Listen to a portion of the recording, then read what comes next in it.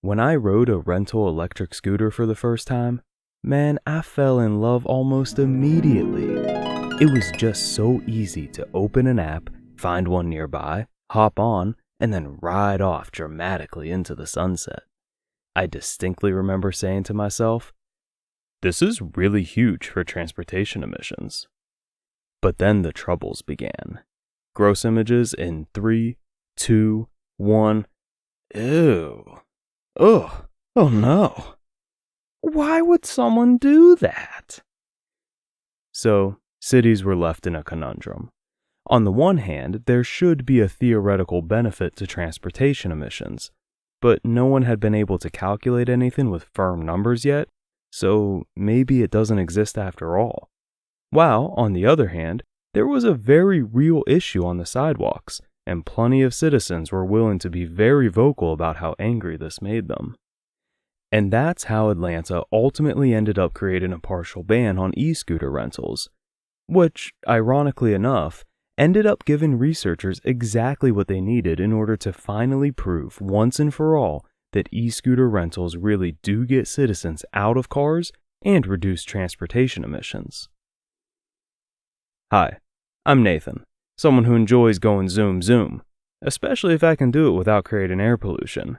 And this is Save Money, Save the Planet. When Atlanta chose to implement a ban between 9 p.m. and 4 a.m. on micromobility, and the ban would be enforced via wireless technology, the researchers realized that they had a great chance to compare traffic when lots of people use e-scooters versus traffic when people may not have the same access to those scooters. And here's the graph of their results. Honestly, this graph is a really big deal, but probably not for the reason that you think. The reason this graph is such a big deal is because of the shaded portion around the line, which doesn't dip below 0 after the 15th week. Why is that such a big deal? It's because the researchers are telling us that they are more than 95% confident that taking away micromobility produces longer transportation times than when it's allowed. Wait, are we going to talk about stats? I love stats. That's right. We're talking about 95% confidence intervals, baby. Okay, let me explain what's going on here, but with a much more simple example. I phoned my friend, who lives super duper far away, and bet him $1,000 that if we each flipped coins 10 times, then we would each end up with the same number of heads results. After all, it's a 50-50 chance, so we'll obviously each get heads 5 times. Well, let's take a look at the data. I ended up with 6 flips coming up heads, and he ended up with 9. Now, I'll admit, this looks fishy at first, which is why confidence intervals exist. See, 10 flips is actually a very small sample size, so the purpose of a confidence interval is to tell us where the true mean of the data may end up being if we take way more samples. But we don't always have time for that, so we end up having to rely on confidence intervals in order to help understand the data. In this case, the confidence intervals of both sets of data overlap, which means that we can't truly determine if they're different flipping methods or not. In fact, if we run something called a t-test, then we can look at the confidence interval of the difference between the two means. When you run a t-test, the big thing you want to check is if that confidence interval includes the number 0 or not. If it does, then you can't truly say that the two sets of data are different. Since I was worried that my friend was cheating, but didn't have enough data to prove it, I did the only thing logical. I called him up and said, "Hey, let's go double or nothing." But we would be doing 30 flips this time. My hope was that this would help gather the data that I needed in order to prove whether or not he's cheating. If he's not cheating, then we should see my friend's data set move towards 50%, and both of our data sets will start to have their confidence intervals tighten up. Here's the analysis of our data after 30 flips. Yeah, looks a bit odd, right? Okay, let's start with the good part. Notice how the confidence interval for each data set tightened up significantly. That's the power of having a larger data set. It definitely struck me as weird though to see my friend's mean still up at 75%. But since the confidence intervals were still overlapping, it was hard to say if this was an issue of a small data set or truly different flipping methods. In short, This all made me really suspicious of my friend, so I did what any good gambler would do. I called him up and said, "Triple or nothing. Let's do this." But we would do 125 coin flips now. Aha, see? I knew something was fishy. Look at his confidence interval. It doesn't overlap with mine anymore, and his mean is refusing to move away from 75%. Let's check that there truly is a statistical difference with the t-test. There it is. The confidence interval for the difference of the means doesn't include 0 anymore. This sucker is totally cheating. Luckily, I had security cameras installed because I thought this might happen, so let's watch some of his footage and see if we can spot what the dirty little sneak is doing. Okay, normal flip there. It's tails. Okay. Wait, what's this? A second coin? He's flipping twice and counting it as heads if either one comes up heads? Well, luckily, because of the power of confidence intervals and t-tests, we were able to notice that the data was different and take appropriate action. This guy won't be scamming me out of my money anytime soon. Alright, now let's go back to our study. This is why it's so important that the confidence interval doesn't dip below 0 after the 15th week. This is telling us that allowing micromobility definitely increases transportation time, and we assume that means more cars are on the road. By the way, it's worth asking, what do you think happened which led to Atlanta implementing this partial ban? The biggest reason I saw was that there were several accidents. So when situations like this come up, we need to push our cities to make the correct decisions.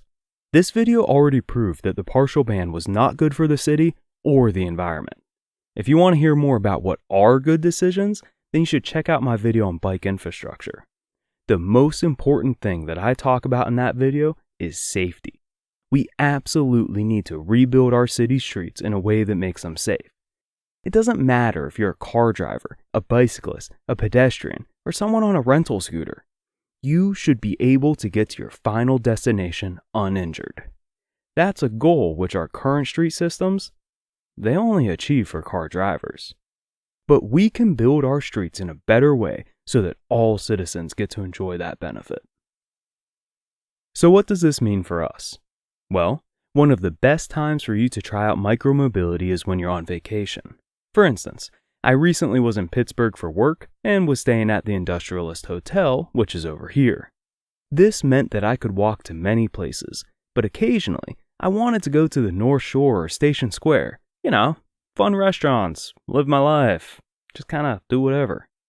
But both of these are 1 to 1.25 mile walk from the hotel. Definitely manageable, but not always preferred. So I grabbed a rental bike membership, which cost $20 for 5 hours of ride time.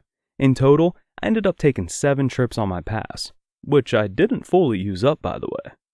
But if I had used Lyft instead, then these trips would have cost me $70, plus tips. So next time you find yourself in a new city for a bit, I recommend that you download the PBSC app and see if there's any programs available in your area. If there are, then try them out. After all, it's not like you have to go far since you're probably just visiting locations around the city center. And you're not pressed for time because, you're on vacation. So what do you really have to lose? Oh, you know what? I bet at least one person watching this video hasn't planned their next vacation yet. So let's help them pick where to go.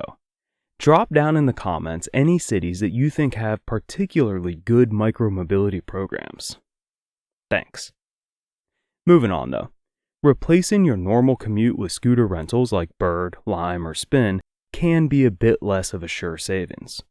Here's my math for my own commute, where I assume that I need a scooter to go 3 miles to the train station, a train pass to go most of the way, and then a scooter to go the last mile to my office. According to the Lime app, I can get 190 minutes for $47.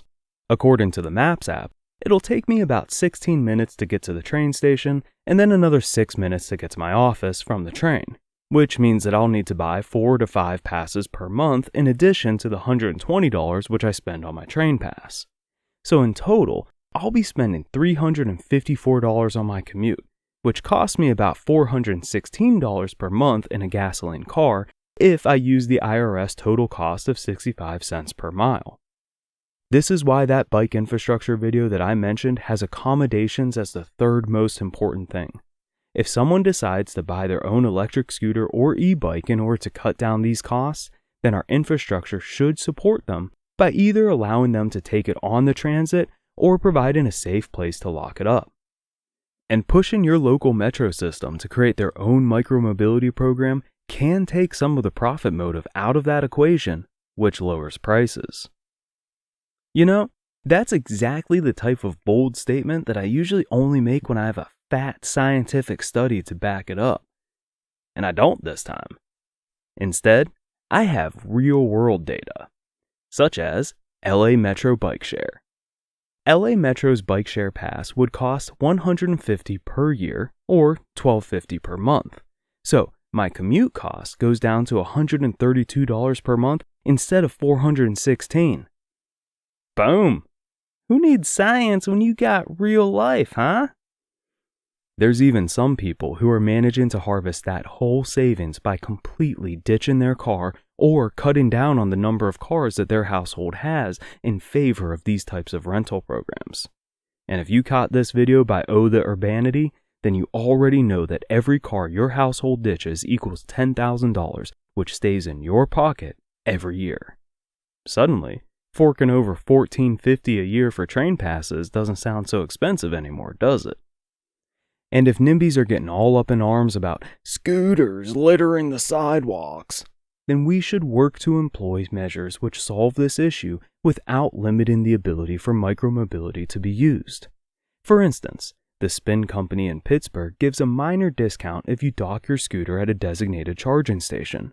Or check out Chicago, where they have certain options for where you can lock a bike if a docking station is too far away from your final destination. Well, thanks for watching till the end. Feel free to comment and tell me what you do or don't like about your city's micromobility plans. I'll have another video in a month, but until then, get outside and go make a difference today.